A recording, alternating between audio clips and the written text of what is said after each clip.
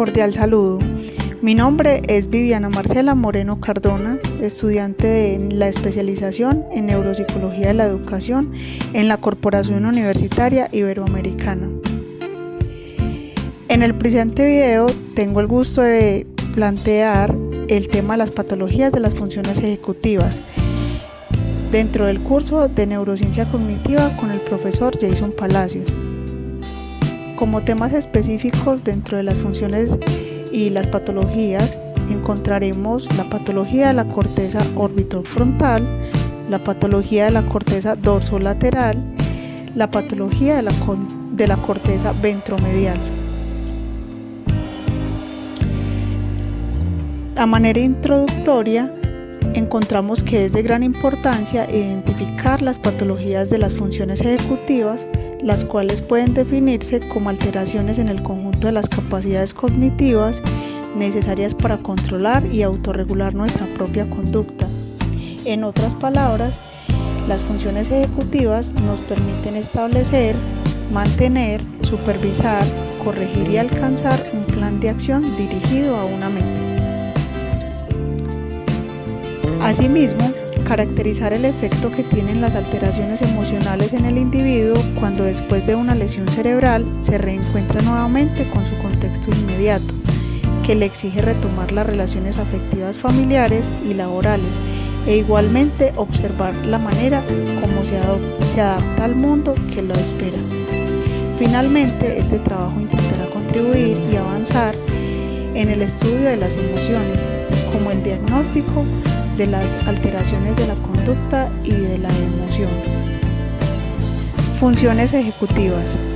Estas abarcan una amplia gama de actividades cognitivas como organizar una respuesta a un problema complejo, secuenciar tareas, priorizar estímulos externos, abstraer información, entre otros.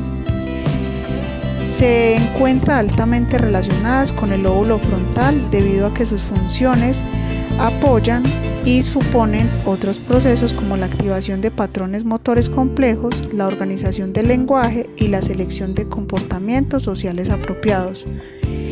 La corteza orbitofrontal. De manera general, se puede decir que la corteza orbitofrontal se conecta recíprocamente con regiones cerebrales asociadas al procesamiento emocional, en la amígdala, la memoria, el hipocampo, el procesamiento visual de alto nivel, en áreas asociadas de asociación 29, visual temporal, y con la corteza dorsolateral, quien se encargaría de las emociones desde un nivel cognitivo. Esto expresado por Escobar y Pimienta 2006.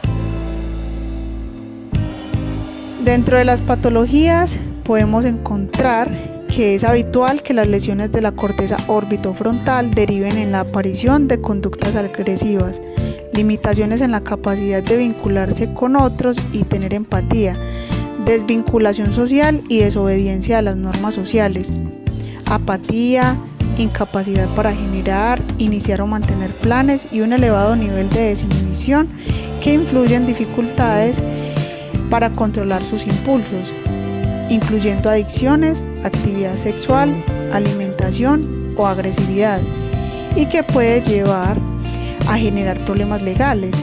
De hecho, existe un síndrome específico que hace referencia a la aparición de estos síntomas por lesión cerebral, el cual es el síndrome orbitofrontal.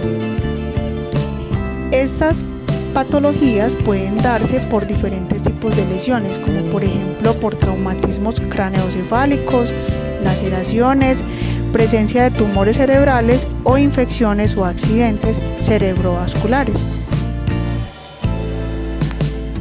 Bechara, 1997, señaló que los pacientes con lesión en la corteza orbitofrontal tenían dificultad para anticipar las consecuencias positivas o negativas de las acciones en el futuro, así como la ausencia de respuestas anticipatorias electrodérmicas cuando se enfrentan a una situación arriesgada.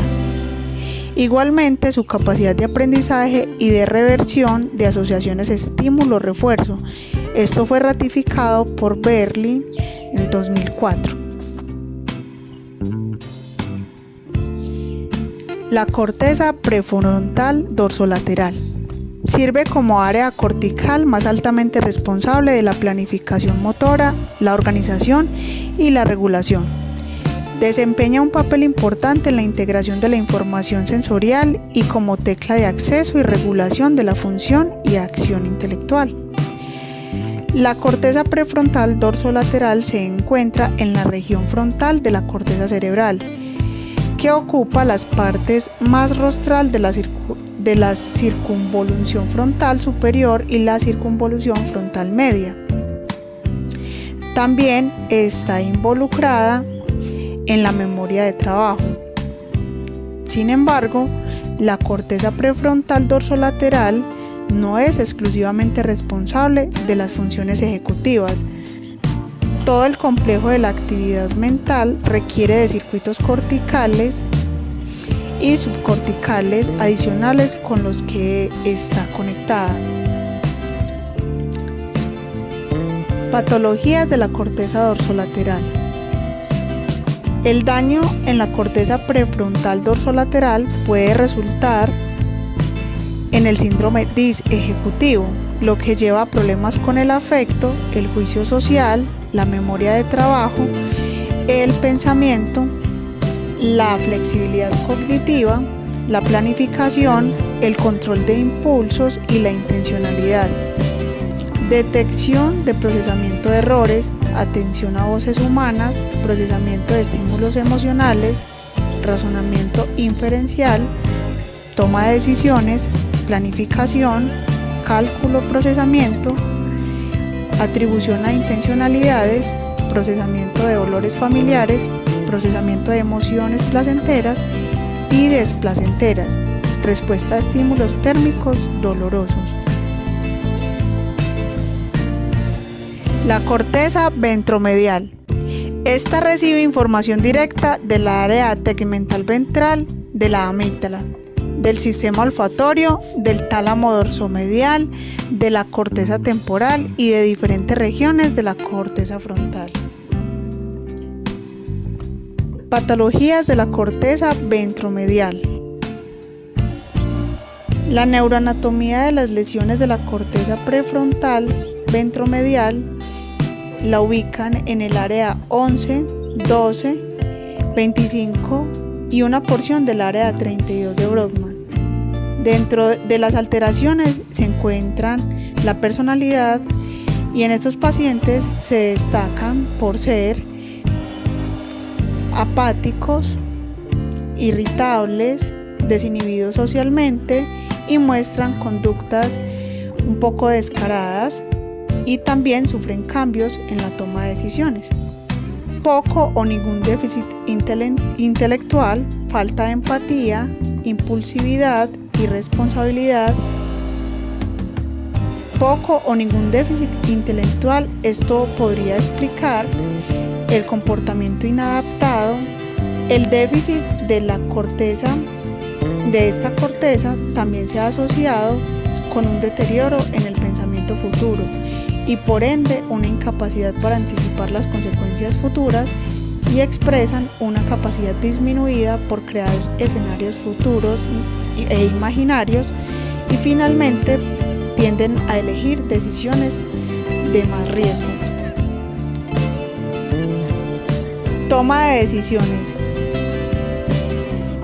Los pacientes con esta lesión demostraron deficiencias en la toma de decisiones viables y en la implementación de un plan factible de ahorro de dinero. Existe un juego de azar de Iowa o juego de cartas que es un instrumento que fue creado para probar el rendimiento en tareas que incorporan elementos como recompensa, castigo o riesgo, incertidumbre y ciertas contingencias cambiantes. Expresión emocional.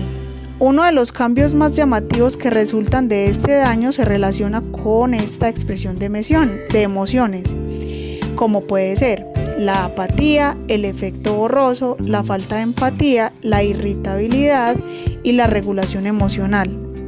El efecto del daño en la expresión emocional viene de estudios que demuestran la probabilidad reducida de desarrollar trastornos de estado de ánimo. cognición social. Utilizan lenguaje inapropiado, revelan información personal altamente privada, carencia para reconocer y entender las emociones de las demás personas, hacen menos fijaciones a los ojos durante una tarea de reconocimiento facial. Por lo tanto, sugiere que esta región visual es crítica para guiar la atención. Memoria.